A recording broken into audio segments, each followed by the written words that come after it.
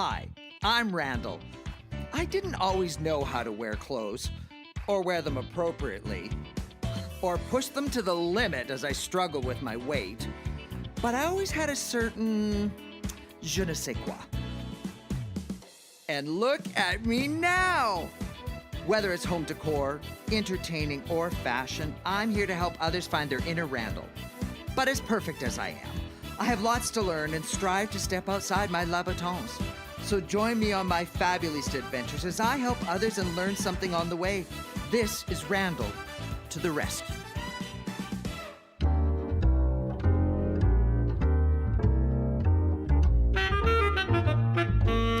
Last time on Randall to the Rescue, we attended Suspended Studios where I made a fabulous glass piece.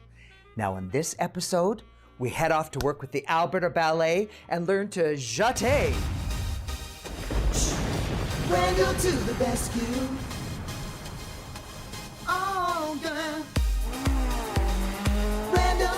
Randall to the rescue. Oh, Randall to the rescue. We're at the Northern Alberta Jubilee Auditorium, otherwise known as the Jube, for those in the know. And as we talked about, we're going to do some ballet stuff. So I've made arrangements for us to meet with two ballet dancers, and they're going to put us through our paces, if you will. But what I'm really excited about is Alberta Ballet has a brand new artistic director. And I think he's from Italy. His name is Francesco. Isn't that fabulous? Fun. I know. So he's going to meet with us first, so we get to talk to him first. Okay. I wish I knew Italian, but other than like ciao and espresso, I'm kind of limited. Bueno. Okay, let's go get tortured. To prevent any further injuries, and like any good dancer, we did our stretches and got our bodies moving. Well, kinda. Well, as best as we could. I love bars, but someone set this bar way too high. Now it was time for a little jeté, chanté, Champs-Élysées. So, Leah, I want to introduce you to two of the performers from Alberta Ballet. This is Heather and Yarko, and this is Leah. So Leah started taking some ballet classes, adult ballet classes. So I thought it'd be really cool if you could kind of put us through our paces. But before we do that, I want to know a little bit about you guys and your history. So Heather, why don't we start with you? Tell me a little bit about your journey and how did you end up with Alberta Ballet? Sure. From a really small town in the States. I was forced into ballet when I was about 3. My grandmother really wanted a ballerina in her daughters. No one would do it, so she moved to the granddaughters. That's what grandmas do. Yeah, from there, I was really grateful to get accepted to the National Ballet School of Canada when I was 15, and then from there, after I graduated, I went to the States for a couple years to work, and then I came here in 2013, and this is my 11th season now with the company. Wow. So where in the States were you born? Pennsylvania. Oh, wow. My mom's from Ohio. Oh, amazing. I worked there for 2 years. In Ohio? Yeah. Where? Cincinnati and Columbus. Yeah, she's from Youngstown. Well, there you go. Yeah. So we're practically related. Yeah. Not really, but kind of. So these shoes are very distressing to me because look how tiny they are. I literally can't get my hand in them. And I want to tell you something that I honestly thought, and I don't know if I'm just naive about this. So I knew they were hard, but I thought there was like padding and stuff inside. No, so we put a little bit in. I myself do a little bit of masking tape. I have like a little spacer. And I think I'm the only one. I use old socks, just so there's like a little bit. A lot of the girls use extra bits. Okay, so just before you put your socks on, so here's the thing that's literally my mind right now is like, so literally when a ballet dancer's on point, you are literally on point. Yeah, it would be like, the same. Yeah, but I thought there was like all this stuff and your toes were kind of like completely protected in there, but no, you're like on point. That is astonishing to me. Like, honestly, I had no idea. I loved ballet dancers before, but now I'm like even more like, Okay, amazing, amazing. You don't have to wear these. No, fortunately not. So tell me a bit about your story. So I'm originally from Ukraine. Oh. I moved here when I was 11 years old. To Edmonton. To Calgary. To Calgary. And I started dancing professionally when I was 3 years old, but then continued my dance training here at Alberta Ballet School in Calgary. And then right after the school, I joined the company, and this is my 3rd season with the company now. So how did you get in? So did you always want to be a dancer, or did your parents, or did you like start in Ukrainian dance? No, I started ballet at the age of 3. And so my parents decided to put me into something athletic, because I guess that's what parents do. And gymnastics, I was already too tall for gymnastics, so ballet was the next best option. So for me, I'm incredibly jealous. So my parents are very, very religious, and all dancing is a sin. Even though we would then go to the ballet, which makes no sense to me. And I would have killed to have studied ballet as a kid. Now you mentioned the Alberta Ballet School, so I wasn't aware that the Alberta Ballet had a school as well. Yeah, absolutely. I think the school was founded 25 years after the company was founded. Okay. And it's a very, I think it's the 2nd largest school in Canada for professional ballet training. Yeah. Did you guys know that Alberta Ballet originally was founded in Edmonton? Yeah. And then we lost them to Calgary. Wah, wah. But at least they come and perform here. Yay! So, Leah, what made you decide to start studying ballet? Oh, I started ballet. I ruptured my Achilles. And then I started ballet as a way of rehab.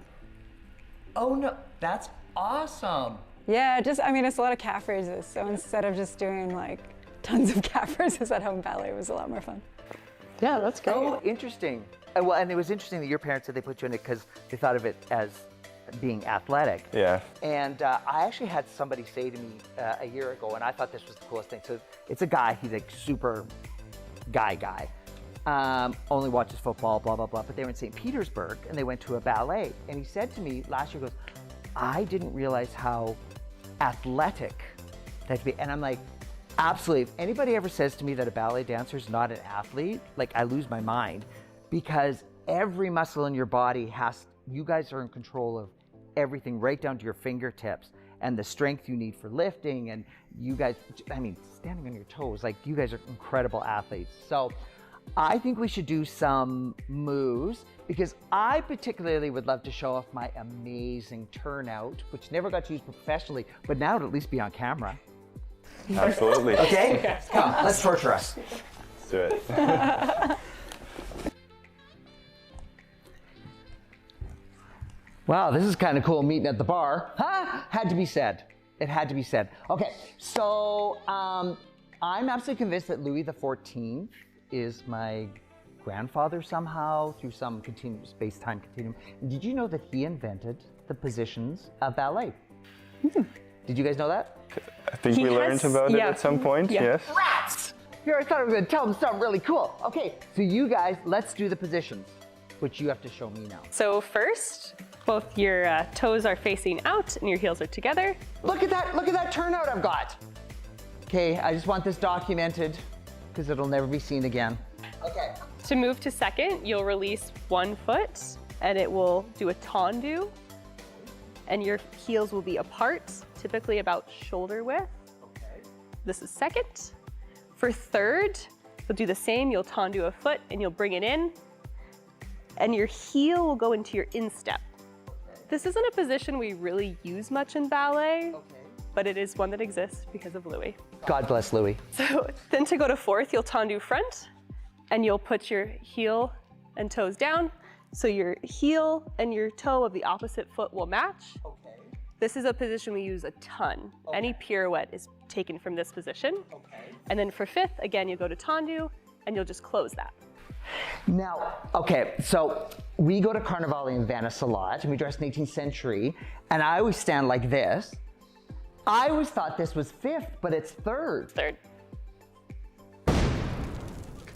I've been lying to people all these years saying I was standing in fifth position, I was standing in third. Never again, though. Never again. Okay, so there you go. And you don't really use the positions for dancing, just to train your body? Yeah, typically in class, like we face one direction and we start in first almost every day. We'll do pliés, which is just bending your knees. Cool. So what are you going to show me? Now that we've seen some positions, so teach us. Okay. We'll start with pliés, and then we'll move on to some simple tendus. And if you're willing to try anything harder, we'll teach you that too. You betcha. So the first step is the basis of everything in ballet, and it's just plié. Just bending your leg. So the goal is to go straight up and down, using elegant arms. You can do a grand plié, just a bigger position, and come back up. Now, you mentioned grand arms, and of course the hand.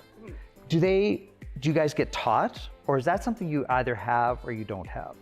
There's a few different schools of thought. Like there's definitely American systems that have a very specific hand, and there's different European systems that also have a more subdued hand, I'd say.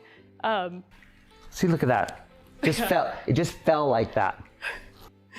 I'd say as a kid, I had a teacher tape a pencil to my hand to create the position, and would stay like that for hours. So yeah, it's something that you're taught. Okay, and what's next? Next, we can show you some tendus. And a tendu is essentially an extension of the leg, and you can stand either in first, fifth, different starting positions for this type of movement. And we apply all the positions when we dance. But we'll start in first for now, and you can do a tendu to the front. And it's a full extension with your toes pointing as hard as you can. Basically just an extension of your leg, and it's going out, and then you bring it back in using your turnout, bringing the toes back, coming back to the original position, yeah. And then so that movement can be applied to the side as well. And you can do a little bit of the arm there when you're coming back in, and you can change the arm and do a little bit of an arabesque line when you're doing it to the back. And you close it and you finish with full control in the nicely shaped position. Oh my God, I'm in heaven. So did you know a proper gentleman in the 18th century would study ballet 3 hours a day just so that he could stand properly in court? Because it was all about elegance and movement, and that's how you indicated your wealth. I was born in the wrong century. So your feet, now, so like, especially for you, I'm noticing, like your toes really kind of curl around. Do you know what I'm saying? Yeah. Like, do you practice that, or just over time it naturally kind of happens? So I think we're definitely taught a lot of it doesn't come naturally. When you're young, it's very hard. So they're not wrapping your foot, because that's as far as I can get my foot, but I see your toes like kind of curl around. Wow. So it's just the muscles in your feet. Training every day, and then you get used to that placement of the foot. Okay, so you mentioned about something a bit more challenging. Right. Should move the bars for this. For sure. We're gonna do an arabesque promenade. So I'm gonna hit an arabesque position, which is like a tendu, but higher. And then Yarko will turn me. And I'll close fifth. You guys want to try that? Yeah. So I have to admit, you've got the harder job. Yeah, you got to make sure I don't tip. Yeah, don't tip her over, spill her out. Okay. So something that's helpful, it is a little bit easier in point shoes because the line from my shoulder to my hip to my toes is all one piece. So in flat shoes, you'll just try to hit a really high demi point. You're welcome to do a different position for the promenade. You could always do a coupe back or a passe, if that feels like a... I love parfait. So yeah, and then if Yarko has any tips. Yeah, and if for you, yep. What you're trying to achieve is the weightlessness of, you don't want to feel any weight in your hands almost. And I know that feels counterintuitive. Right. But the less weight you feel, the more on her leg your partner is positioned. And so if she's on her leg, that means she's turning on one point on one axis. Okay. And you're going around in the right place. Okay. Yep. Okay. That's beautiful. Okay, wish us luck. Are we ready? No. But do I go around? Yeah, you got to turn me. Oh, Keep engaging your turnout. So do I go around? I forget. Yeah. Oh, okay. Okay. You take small steps around, and Hired. I can't wait to talk to Francesco. He's for sure gonna hire us. Hey Francesco, what did you think of that? I think you can have a contract for next year. I got a contract! It was so great having the new artistic director for the Alberta Ballet, Francesco, there to watch us learn our moves. But now it was time to find out a little bit more about him. Ciao, Francesco. Hello, how are you? Good, how are you? Very well, Francesco, thank you. this is Leah. Leah, this is Francesco. Very nice to Francesco meet you. is the new artistic director from Alberta Ballet. Pretty new, 2 months. 2 months. Oh, Okay, that is so obviously Italian. Yes. Were you working in Italy before you came here? I actually was in Italy just before to arrive to Canada because I was in the Rome Opera Theatre for a new creation. That's cool. Oh, nice. And then, so tell me your story, your history. Like, where did you study? Where were you born? Everything. Oh, well, okay, I try to keep it short though. I was born in the south of Italy, Amalfi Coast. Oh, nice. Yeah, and then I started to dream Saturday night in front of the show, the television show, to become a dancer. And then, a long story, but I asked my parents to be in the ballet school. So then they brought me into a local ballet school, and after 2 or 3 years, the teacher said, I think this boy can do something more. Oh, wow. And then we went to La Scala in Milano for an audition, and I got accepted in the ballet school. Then I did all the ballet school there, and after my graduation, I arrived in the theater. Then I danced at La Scala for 20 years. I became soloist. I danced in all the classical rap and contemporary, and then when I was very young, I started in the same time my second career because I was very passionate about choreography. Oh, okay. Then I started to be dancer and choreographer at the Yeah. same time, and Oh, then nice. I was Yeah, very exactly. lucky because at the That's age cool. of 32, I was appointed as the youngest European artistic director for the Florence Opera House. Wow. And then I started my third part of my life as an artist. I became director. Okay, well, I am so honored that you're with Alberta Ballet because that's amazing. Yeah. So, from my perspective, then it must say something about Alberta Ballet that it would attract you to come here, the caliber of the dancers and the company. So, tell me a little bit about maybe what your vision for Alberta Ballet is. Well, look, it's a vision full of dreams for the future. The company is absolutely a very strong company. The artists of our company are excellent. So I really want to do a lot. We are Alberta Ballet, so Yeah. we will base us even more into the roots, into the classical ballet, to be able then to move into a wider repertoire that goes through a new creation for the company, bring in Alberta choreographers that have never been performed before, Yeah. giving to our public the opportunity to see here what they can see only if they fly to Europe. But then they cannot fly to Europe because I in love Alberta that. we have I this love beautiful that. ballet company and we can great. see it at our home. I think that is so amazing. So I've been a big fan of Alberta Ballet for a long time, and Alberta Ballet's already done some amazing things. But Absolutely. hearing what you want to do just sounds like you're really just building on that foundation and just taking it even further. I love that. I think that's magnificent. I like to think that we always, when we start a new journey, we embrace the past to build the future. And this company has an incredible past that I absolutely embrace Right. to build on top the next chapter. So funny story is, so Alberta Ballet did a ballet with Elton John called Love Slide Bleeding. I'm not an Elton John fan. I know, calm down. So I got kicking and screaming, I got taken to this ballet. At the end of it was actually intermission. I'm like, that is so amazing. It's rock concert meets Cirque du Soleil meets, ballet. It was incredible.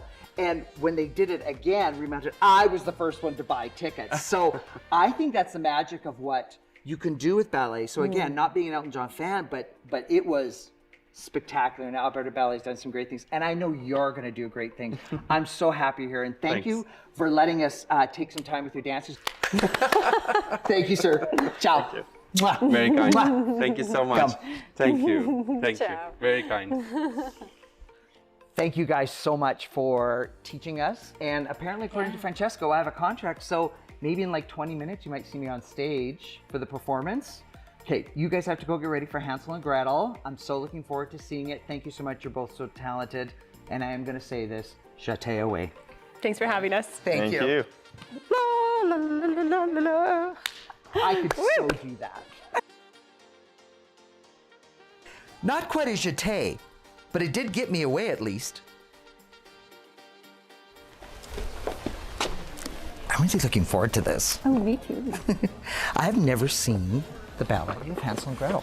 I actually didn't even know there was a ballet of Hansel and Gretel. Yeah, I didn't know either. Very cool. Yeah, I have something for you. Actually, just let me get settled here. Ooh, you have a present for me? Yes, Is it my creation? it is your Jubilee bowl. My Jubilee. Jubilee bowl. Oh, exciting. Oh, I can't wait. So it looks so different when we put it in that cooling thing. I can't remember what you called it. The cooling. Oh, the annealer. Yes. The cooling. Yes. I think that's really awesome. It almost is like a drinking vessel. That's, oh, thanks, sweetheart. That's amazing. I'm going to treasure this. I honestly am. I'm so glad. You did such a good job. That's Yay, thanks, sweetheart. Oh, I think it's going to start pretty soon. Okay.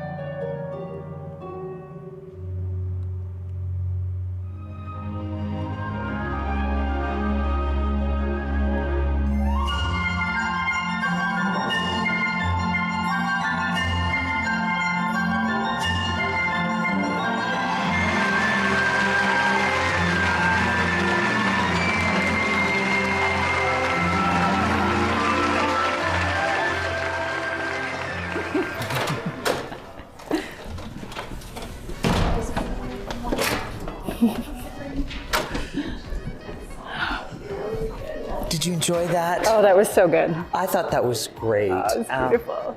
So Man. thank you so much for this piece. You're I'm welcome. so excited. It was so exciting getting to make something. And I really hope that, working with the ballet dancers and then now getting to see this performance has kind of inspired you to keep on with your Oh ballet. yeah, it's been really special. Okay, Yeah, I so love it. you know what we have to do now? We have to head off to the club for smart cocktails. You want to come? Yeah, cocktail time. Okay, come on. What a fabulous production. I'll definitely be back. We had a lovely time today, made some special friends, but everything that's fabulous must come to an end. We learned some things and had some laughs, and now it's time to go. But I'll be back for another Fabulista show.